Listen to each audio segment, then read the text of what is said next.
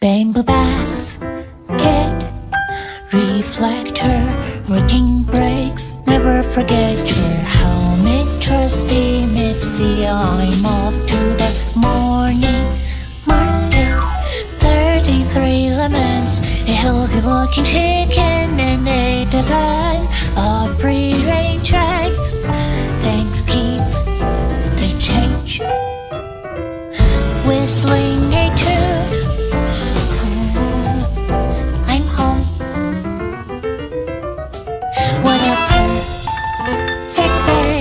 I hang the sheets out in the yard, put up my baking tray, thinking about true mother to recite her famous words. I need her salt and pepper to taste the happiness of life forever.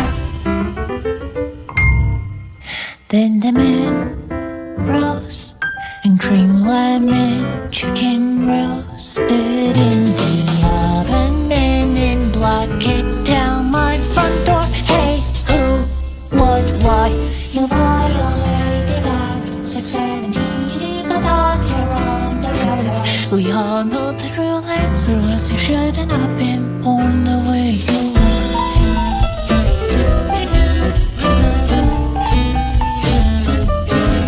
And we're packed in a cargo choo-choo train, squeezing against the body similar to me.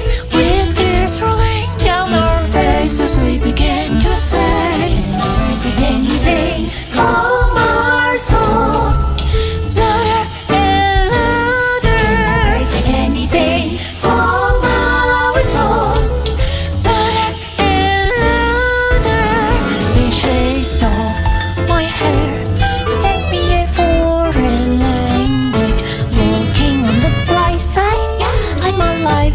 I still remember all the people I love. So come at me and know your worst. All this pain and suffer don't stand a chance against our iron hearts. As the morning came and went, and the people stayed and left, and the earth went round and around. The stars never looked so bright, and they were so fragrant through the tiny slit on the wall. Every night I was invited to watch a theater played by moonlit birds. Spread their wings, carrying out silence voices, sing over historic songs, letting everyone in the future know that we existed. What a perfect night. I felt the urge to write a book, pass down my life. Until recently, time did feel so fast. With my bloody fingertip, I needed sticks and paper. I started to write poems after poems, and then the birds came to meet me. Instead a key and opened the gates. We're finally free. I picked up my bicycle, riding home to mother.